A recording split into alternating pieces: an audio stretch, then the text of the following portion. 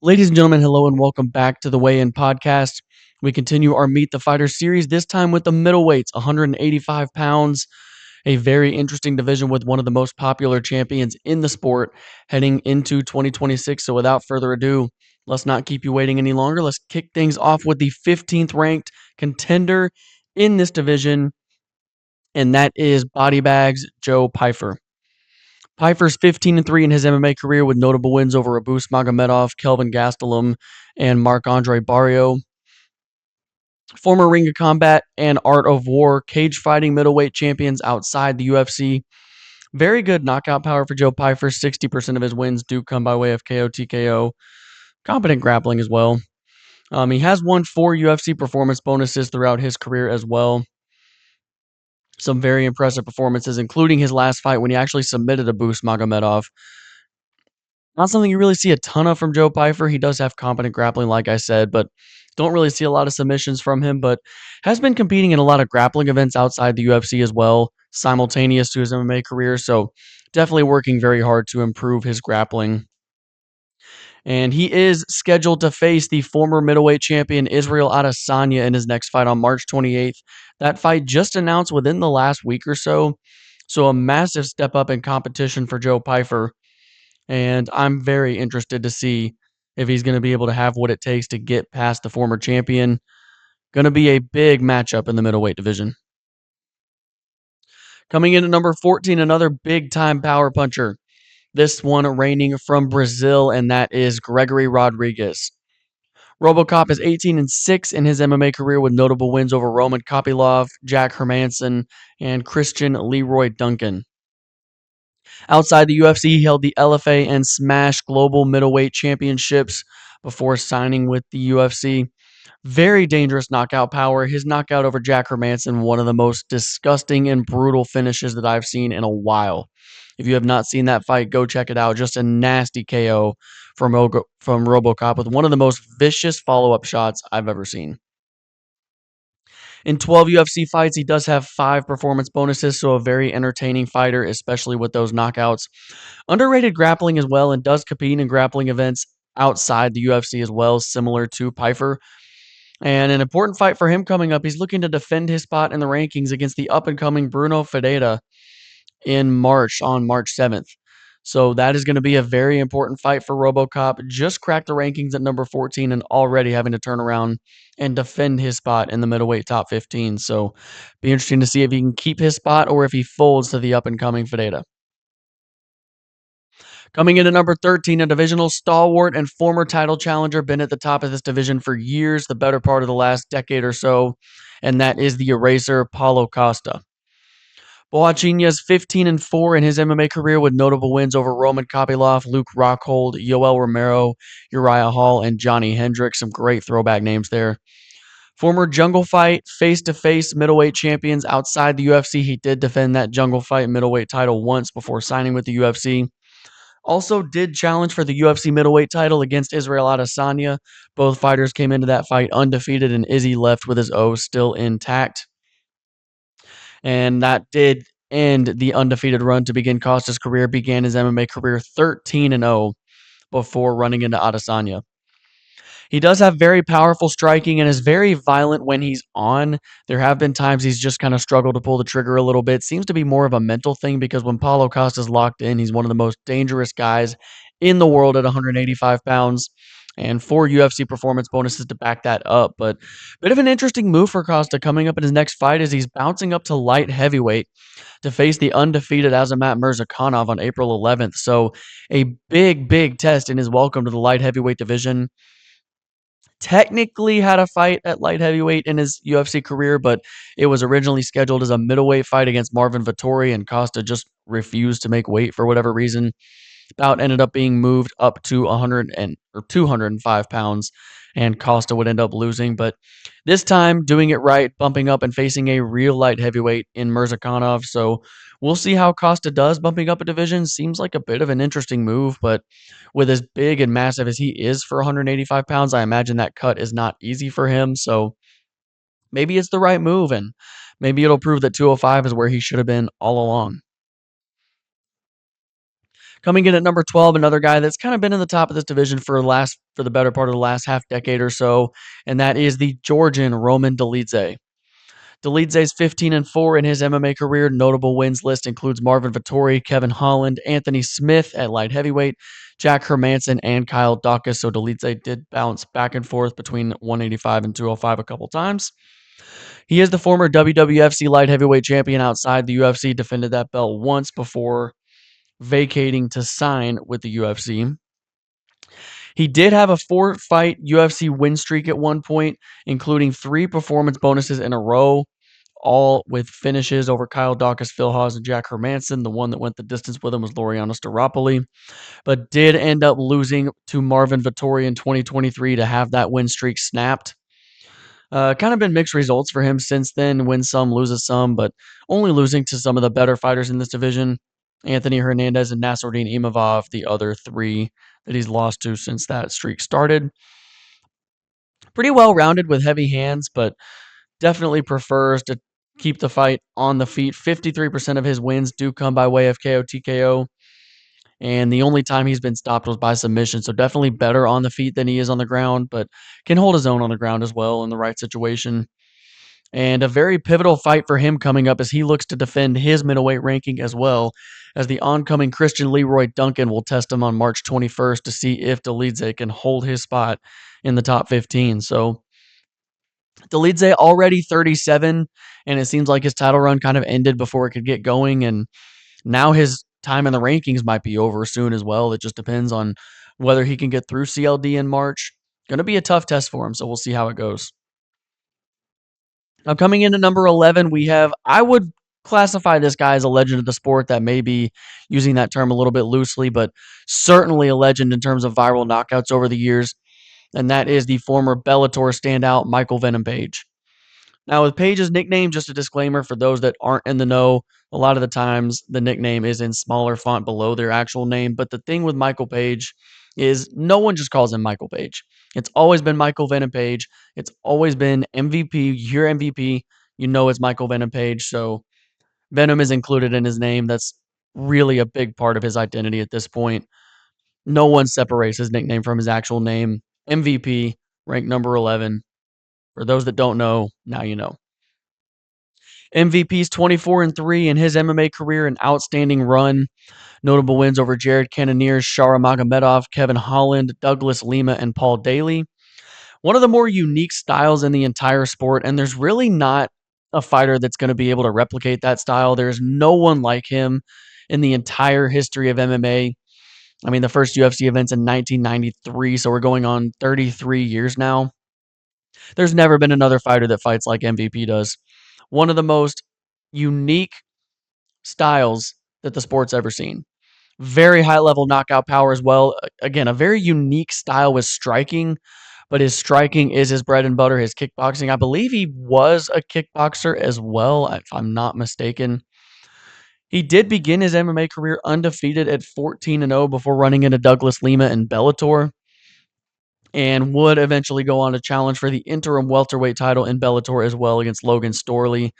Did come up short, and then would have one more fight in Bellator before eventually making his way to the UFC. MVP is already 38 years old, so it remains to be seen whether he will get a UFC title shot. Just got to the UFC a little bit too late, spent the majority of his prime in Bellator, but still very fun, and you can do a lot with him in this division.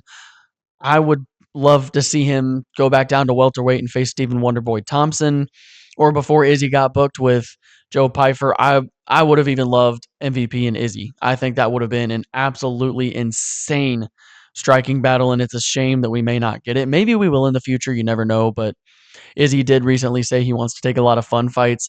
Izzy and MVP would be a fun fight. That's the one I was going to campaign for, but unfortunately, the fight with Izzy and Pyfer got made. So we're not going to see him against MVP next, but I'll be interested to see what's next for Michael Page, whether he bounces back down to 170, stays at 185. He's got a lot of options. But now we crack the top 10, and this guy, I'm kind of confused as to why he's ranked above MVP, considering Page literally beat him in his last fight. But either way, still ranked number 10, and that is the former title challenger, the Killa Gorilla, Jared Cannonier. Cannonier's 18-9 in his MMA career, been around a long time with notable wins over RoboCop, Gregory Rodriguez, Marvin Vettori, Sean Strickland, very impressive, Derek Brunson, Kelvin Gastelum, Jack Hermanson, and the legendary Anderson Silva. Cannonier did muster up a title challenge against Israel Adesanya back in 2022, did come up short in his only shot at UFC Gold. But a crazy story for Jared Cannonier, he actually began his UFC career at heavyweight, and that was all the way back in 2015, debuted against Sean Jordan and lost via first round knockout. Weighed in for that fight at 235 pounds, so was on the smaller side of heavyweight. Eventually dropped to light heavyweight, had a few fights there, and then finally ended up in his most recent and final form at middleweight. He is also one of only 2 fighters in UFC history with finishes at 3 different weight classes. The only other fighter to do that is Conor McGregor. That's it. It's Cannonier and McGregor. Those are the only 2. So a very impressive mark for Jared Cannonier, and the fact that he dropped down from heavyweight as well makes it even more impressive. Cannonier's had a long UFC career spanning 20 fights, but he has won 8 performance bonuses in those 20 fights. So a very exciting fighter, and even at 41 years old, still able to go out there and put on a good showing. His most recent win against Gregory Rodriguez in early 2025, a performance of the night winner and a domination over an up-and-coming guy, proving Cannonier still had it even at 40 years old. So even at 41, he is still a very legitimate threat in this division. Not going to see another title shot, but definitely still a good gatekeeper to see where these up-and-coming guys stand in the division. Now, coming in at number 9, we have one of the more prominent figures in this division over the last decade or so, and that is the former champion, Robert Whittaker. Whittaker's 26-9 in his MMA career, very long and impressive notable wins list over Ikram Aliskerov, Paulo Costa, Marvin Vettori, Kelvin Gastelum, Jared Cannonier, Darren Till, Yoel Romero twice. That was probably the peak of Whittaker's career. Jacare Souza, or Ronaldo Souza, whichever you prefer, Derek Brunson, and Uriah Hall. As I mentioned, he did hold the UFC middleweight title, and there's an asterisk next to that defense because technically in the record books, it didn't go down as a title defense. And the story goes it was Whittaker's rematch with Yoel Romero. Whittaker was the champion. Romero ended up missing weight, which would mean that Yoel could not win the title if he won. So technically, by rule, Robert Whittaker's championship was not up for grabs due to Romero missing weight. However, Whittaker did successfully win that fight, so I included it with the asterisk because it was scheduled to be a title defense. Kind of similar to the Charles Oliveira thing when he missed weight and was stripped of the title. He wasn't eligible to defend the title at that point because he was stripped, so technically not a title defense, but a lot of people still counted it. Kind of the same for Whittaker here as well. After losing the title to Israel Adesanya, he did eventually challenge to regain it. Fared much better in the rematch, but did ultimately come up short.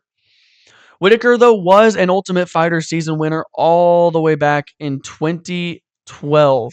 Won the Ultimate Fighter Smashes season, winning in the finale against Brad Scott. Was actually a welterweight and then ended up bumping up to middleweight. I believe his loss against Stephen Thompson was his last. Maybe not. No, he had one more fight at welterweight after that. My apologies. Lost to Stephen Wonderboy Thompson, beat Mike Rhodes, and then moved up to middleweight. Ended up going on a 9-fight win streak, which included winning the UFC middleweight title. Actually won the interim championship, and then was eventually promoted to undisputed when George St. Pierre was forced to vacate and retire. But Whittaker did spend time as the undisputed king at 185. And in his long UFC career, he has racked up 9 UFC performance bonuses over the years. So Whittaker, a very exciting fighter, was the stalwart at the top of this division for a long time. Finally seems like he's starting to slip down a little bit after nearly a decade at the top of this division. One of the best runs the division's ever seen from a contender, and Whittaker, an absolute legend at 185 pounds. Now we move to the number 8 contender in this division, a guy that had a ton of success outside the UFC. And for those in the know, was a big name when he signed with the UFC. Made some waves since signing with the organization as well, and that is Reinier de Ridder. The contender from the Netherlands is 21-3 in his MMA career with notable wins over Robert Whitaker, Bo Nickel, Kevin Holland, Vitaly Bigdash, and Aung Lan Song twice outside the UFC. Was the former light heavyweight and heavyweight champion in one, and he took both of those titles from Aung Lan Song, which was insanely impressive. Defended the light heavyweight title twice, never defended the heavyweight title, and he was also the former hit and former 360 middleweight champions outside of major competition as well. RDR is a very dominant grappler. 67% of his wins do come by way of submission. That is 14 of his 21 wins. So definitely prefers to keep fights on the ground, but can handle himself on the feet as well. Unfortunately for him, his only 3 losses have come by way of KO TKO. So definitely a lot more comfortable and safe when the fight gets to the ground. And the longer the fight goes, the better he builds as well. But, well, I guess that's kind of contradictory with the way his fight with Brendan Allen went in his last outing. But either way, typically does not lose by decision. He's never lost a fight by decision. So usually his gas tank fares pretty well. But the thing about him in 2025, he was insanely active. That main event against Brendan Allen was his 4th fight of the year. And I personally think all the weight cut and everything just kind of caught up with him. He is a very big 185 pounder, one of those guys that sometimes you look at him and you're not even sure how he makes weight at 185 pounds. He's just that big for the division. So personally, I think a lot of those weight cuts caught up with him, but he did not waste a lot of time. He is already scheduled to get back in there on March 7th against Kyle Borralho.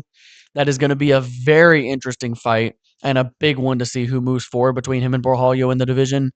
So big matchup coming up for RDR. Hopefully he's all healed up. Hopefully he's healthy and ready to go. And that should be a great fight. But speaking of his opponent, Kyle Borralho, coming in at number 7 is the Brazilian. The natural Borralho is 17-2 in his MMA career with notable wins over Jared Cannonier, Paul Craig, Abus Magomedov, and Michal Oleksiejczuk.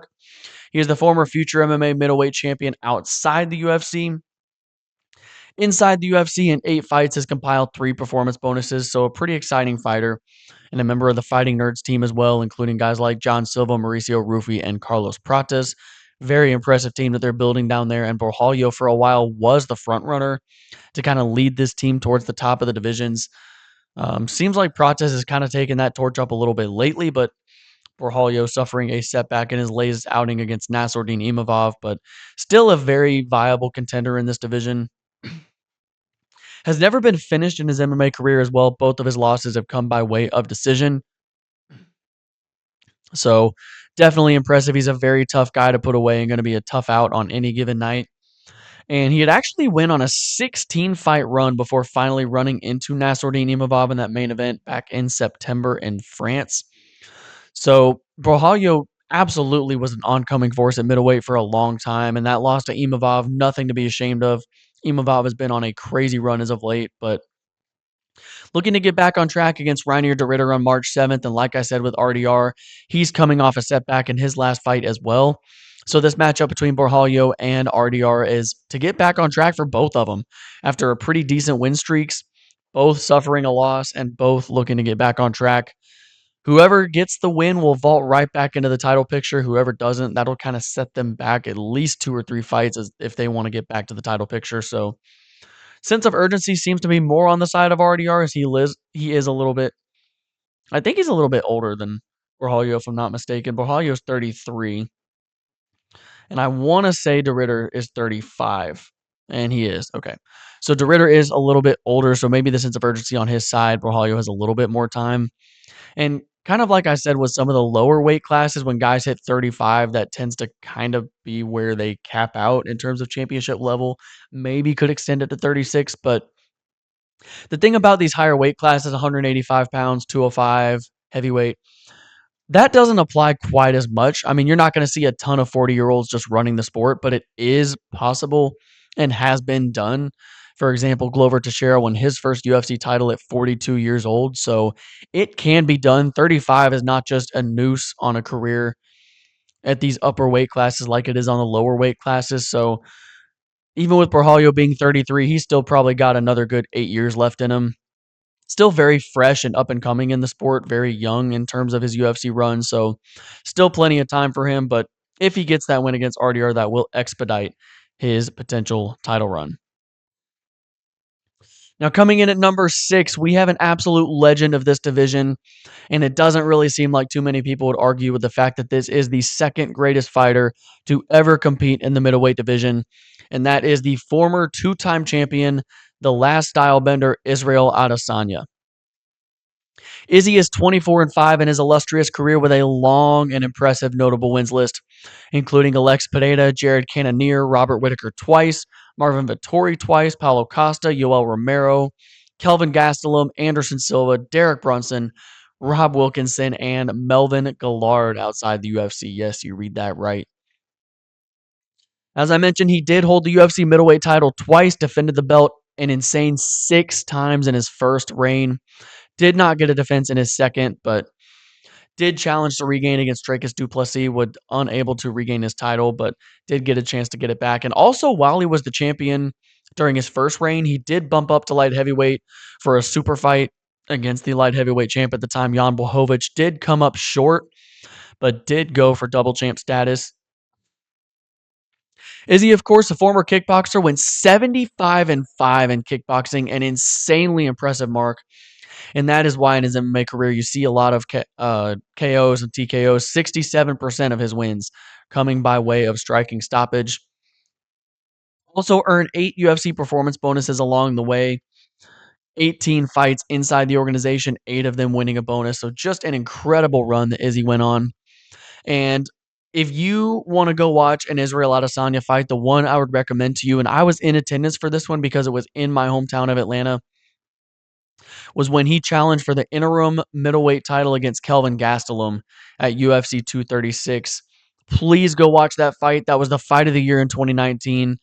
One of the greatest fights you will ever see, and arguably the best title fight in the history of the middleweight division.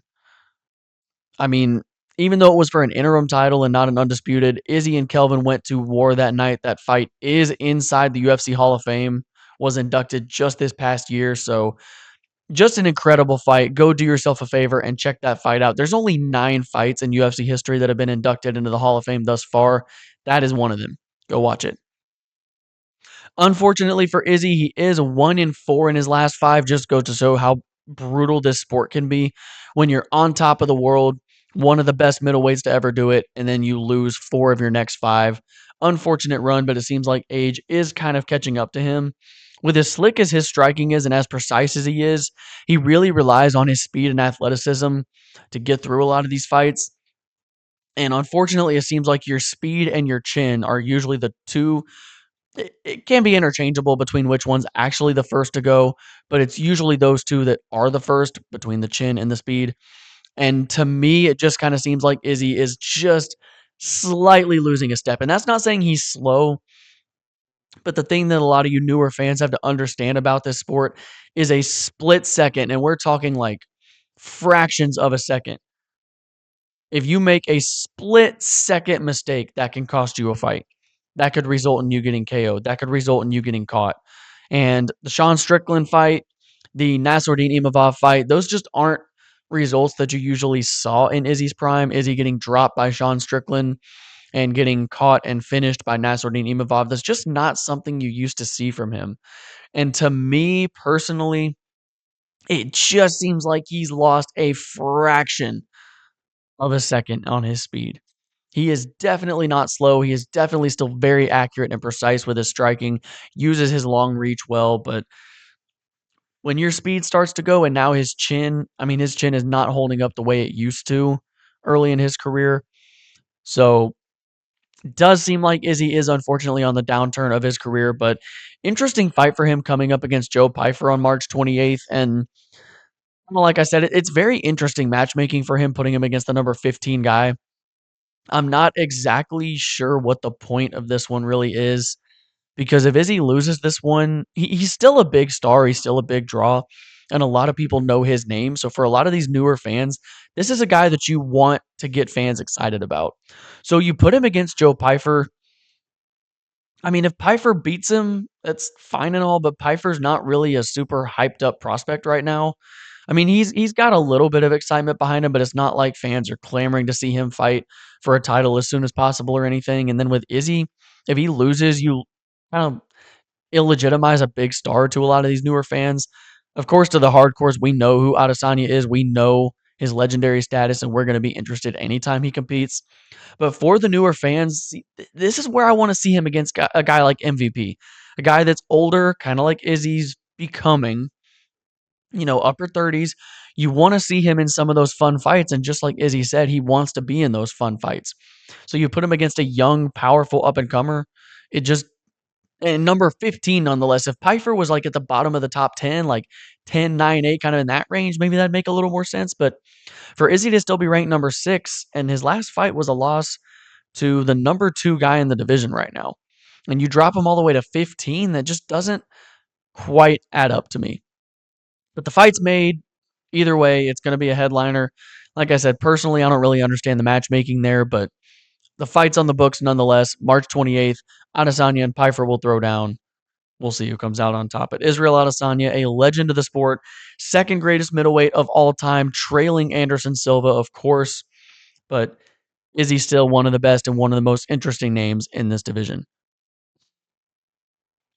But now we crack the top 5 of the middleweight division, and kicking things off, an American that is all in, Brendan Allen.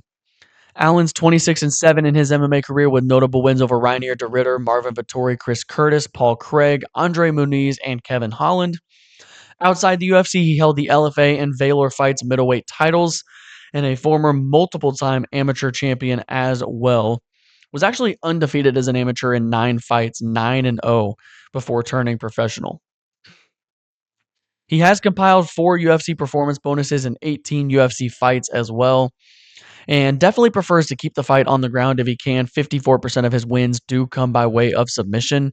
So if he can, he definitely likes to take the fight to the ground, but does have competent striking as well. But you can just tell that once he gets the fight to the ground, he's a lot more comfortable. So definitely looks to take the fight there as much as possible, but still very interesting to see him on the feet. His last win over Reinier de Ridder, very impressive because RDR was streaking. And of course, RDR with his history does have a pretty big name in terms of, legacy and accomplishments in mixed martial arts. So that is the biggest win of Brendan Allen's career, and nothing on the books for him at the moment, but I'm very interested to see what's next for him. Preferably a top 5 opponent as well. Now, coming in at number 4, a guy that has a ton of momentum right now, has a massive fight booked, but a lot of fans were clamoring for him to get the next title shot. Personally, I'm glad that he didn't just yet. I think he needs to win just one more, but he is still one of the hottest guys in this division, and that is Anthony Fluffy Hernandez. His nickname definitely does not emphasize how dangerous this guy really is. He is 15-2 in his MMA career, with notable wins over Roman Dolidze, Brendan Allen twice, Michel Pereira, Roman Kopylov, Edmund Shabazian, Marc-Andre Barrio, and Rodolfo Vieira, which that Vieira win really put him on the map and showed just how good his grappling really is. He did hold the LFA middleweight title outside the UFC and was an amateur champion as well. Went 9-1 in 10 amateur fights. A very impressive amateur career for Fluffy before turning pro. And he is currently riding an 8-fight win streak as well. His last loss coming back in May of 2020 during the pandemic to Kevin Holland. Holland looked borderline unstoppable during the pandemic. So losing to pandemic Kevin Holland, no big deal. But won 8 fights in a row since, including 4 UFC performance winning performances in that stretch, performance bonus winning showings at least.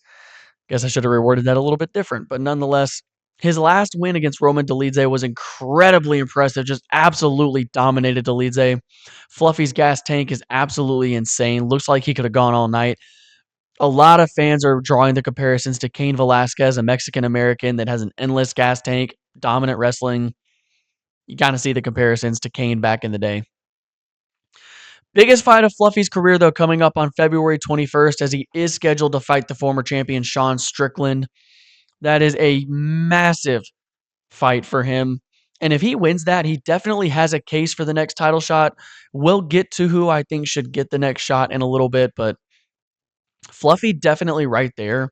And if he can beat a former champion like Strickland, the UFC may give it to him. You never know.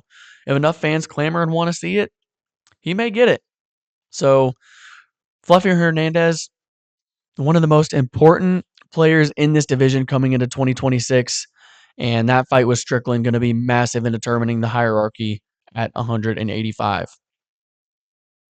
But now we move to the number 3 contender. And speaking of the devil, it is the former UFC middleweight champion, Sean Strickland. Strickland's 29-7 in his MMA career with notable wins over Paulo Costa, Israel Adesanya, Abus Magomedov, Nasruddin Imavov. That win has aged incredibly well, by the way. We'll get to him in a moment. Jack Hermanson, Uriah Hall, and another win that has aged gracefully over time. That is Brendan Allen. Strickland won the UFC title in one of the biggest upsets in title fight history against Israel Adesanya. Was not able to sorry, was not able to lodge a title defense, but is also the former King of the Cage middleweight champion, where he did log 4 title defenses. Log, that's the word I'm looking for. I don't know why I said lodge. I'm recording this at 12:15 at night. Just stayed up late watching the national championship for college football, so excuse me, my words are a little bit off, but like I said, we roll, right? This is supposed to be raw. It's supposed to be real. So straight record, no editing. Sometimes you're going to slip up a little bit. My apologies, but you know what? It is what it is. After losing that title that he dropped to Dracus du Plessis, he did get a rematch against DDP to try and regain that middleweight title. Did come up short in a pretty lackluster performance, but nonetheless did at least get a chance to go for the title again. That was his last fight back in February, so taking nearly a year off. Has won 4 UFC performance bonuses in his UFC career as well. 3 of them in a row against Abus Magomedov, Israel Adesanya, and the title loss to Dracus du Plessis when he dropped the belt. Very high output on the feet as well. You see him throw a lot of teeps with his legs, a lot of jabs, a lot of straight crosses. Very, very vanilla in his strategy, I would say, in his striking, kind of Philly shell defense as well. But it's effective, right? If it works, I mean, it won him a middleweight title. He beat Adesanya. So if it works, right?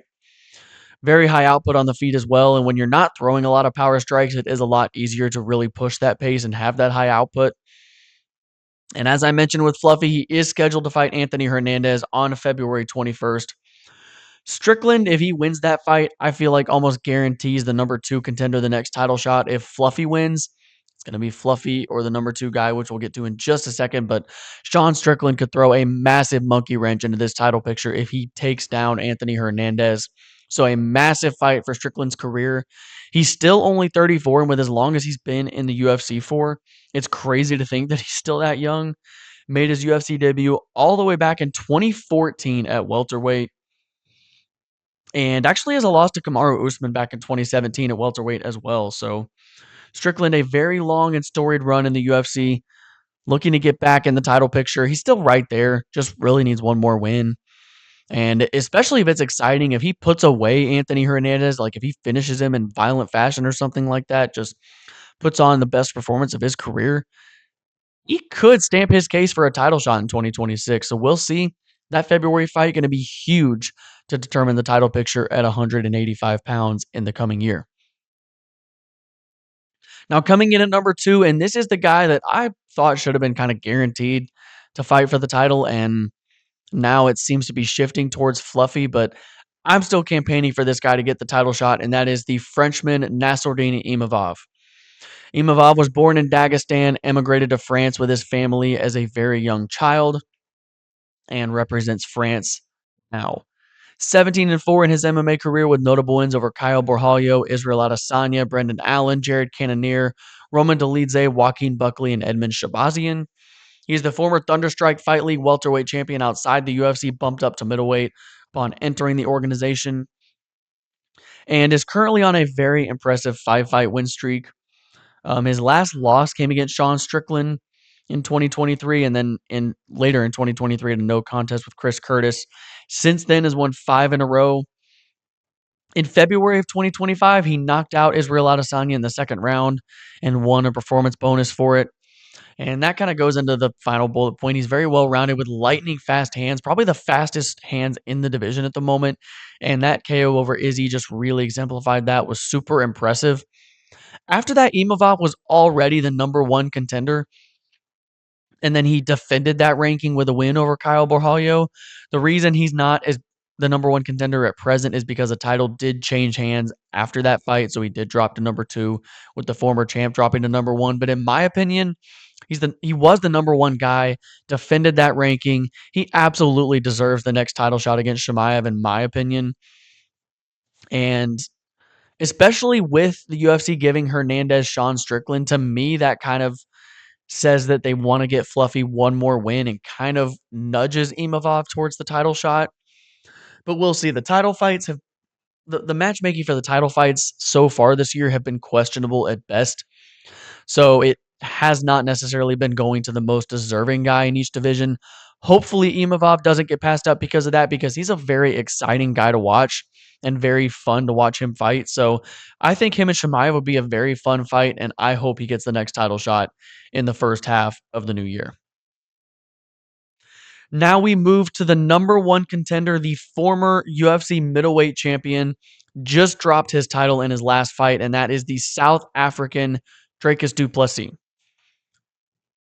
DDP is 23-3 in his MMA career with notable wins twice over Sean Strickland, Israel Adesanya, Robert Whitaker, Derek Brunson, Darren Till, and Roberto Soldic, that is better known as RoboCop.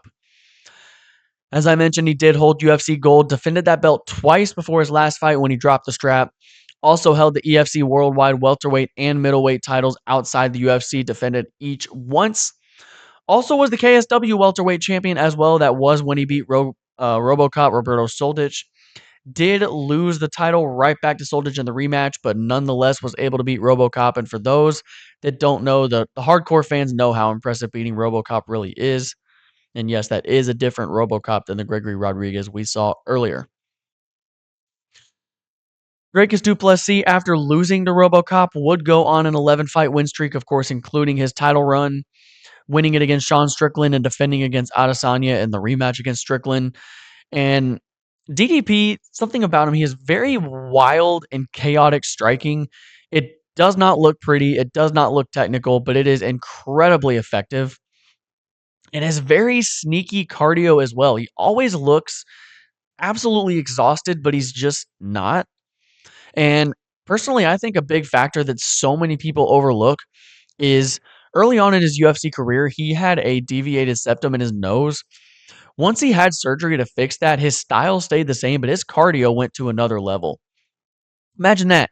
When you can breathe through your nose, your cardio gets better. Imagine that. You get full oxygen to your brain, you can go longer.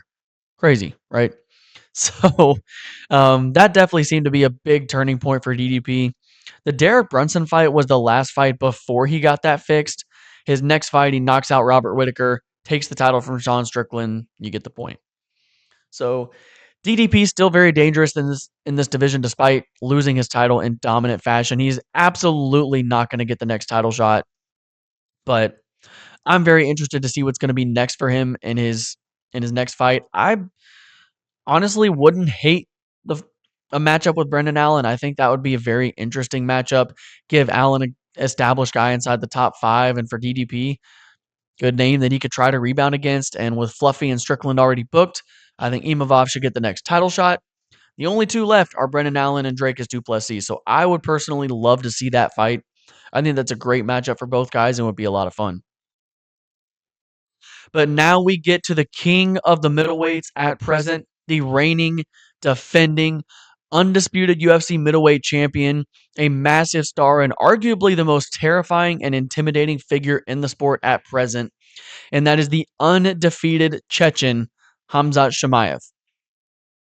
Chimaev was born in Chechnya in Russia and recently began repping the United Arab Emirates, which is where he lives at present. I believe he lives in Dubai, if I'm not mistaken. But an undefeated 15-0 in his MMA career with notable wins over Dricus du Plessis, Robert Whitaker, Kamaru Usman, Kevin Holland, Gilbert Burns, Li Jingliang, and Ikram Aliskerov outside the UFC. Just won the middleweight title in his last fight back in August and has compiled 7 UFC performance bonuses and 9 wins. Khamzat is just so dominant and fun when he gets in there. His fight against DDP was not the most entertaining, but it was not close. Complete domination from Boris for all 5 rounds. Incredibly dominant grappling with extraordinary strength. His strength was on display in his fight against Robert Whitaker, and if you've never seen that fight, just a fair warning, this is going to get kind of graphic, but Shemaev takes Whitaker's back, again, the former champion of this division and one of the top guys. Have been in the top 5 for the better part of the last decade. Shemaev gets his back, sinks in a chokehold, but it doesn't go under the chin. To get a choke, you have to go under the chin, around the neck. Shemaev has the chin inside the grip and literally just crushed Whitaker's jaw in. I've never seen anything like it where a jaw just caves to a crank like that, but that's how strong Khamzat Chimaev is. You see him just ragdoll people like he did to Dracus du Plessis, like he did to Robert Whitaker, like he did to Kevin Holland, Li Jingliang. Couldn't get it done against Gilbert Burns. He won, and one of the best fights of Khamzat's career. In my opinion, that showed a lot because it shows that when he's tested, he is able to withstand. But his first 2 fights in the UFC, he absorbed like one strike and won both of them very easily. Not to mention the fact that his first 2 UFC fights, both wins, took place 10 days apart. Back then, it was during the pandemic. They had the first Fight Island event, and then since the pandemic was still going on, they were just trying to put on fights. They had a fight on a Wednesday night, which Khamzat made his debut on. He said he wanted to fight 10 days later. UFC said, okay, gave him another fight, and he wins. 10 days apart, that is a UFC record for the shortest time between wins other than the one-night tournaments. So history for Khamzat Chimaev. A lot of people thought he had championship potential all the way back then, 5.5 years ago when he made his debut. Came to fruition in 2025, finally got the UFC title shot, won the middleweight title, and I can't wait to see what's going to be next for him. He is Muslim, so he did say he would get through Ramadan before attempting his first title defense. So I would imagine that's going to be April or May. Like I said, I would love to see that against Nasruddin Imavov, and Khamzat's timeline lines up perfectly because Fluffy Hernandez and Sean Strickland does take place in late February. So if he wants to defend his title in April or May, I think that's just too quick of a turnaround for whoever wins that fight. So I think it's going to be Imavov getting the title shot. I could be wrong. Crazier things have happened, but Khamzat Chimaev, absolutely a massive star in the sport, one of the most imposing and intimidating figures in the entire sport at present. And I can't wait to see what's next for the middleweight champion for his first defense in the new year. That will conclude things for the middleweights. Just 2 divisions to go in the Meet the Fighter series. A little bittersweet that is going to come to an end. This has been so much fun to make. I love talking about these fighters. It's a nice refresher for me too, just kind of reminding myself who the contenders are, what fights are booked at present. So it's been a lot of fun to make these episodes. So just 2 more to go following this one, but light heavyweights are coming up next. The division ruled by Poatan at present. We will get to the light heavyweights in the next episode. I will see you guys then. Peace.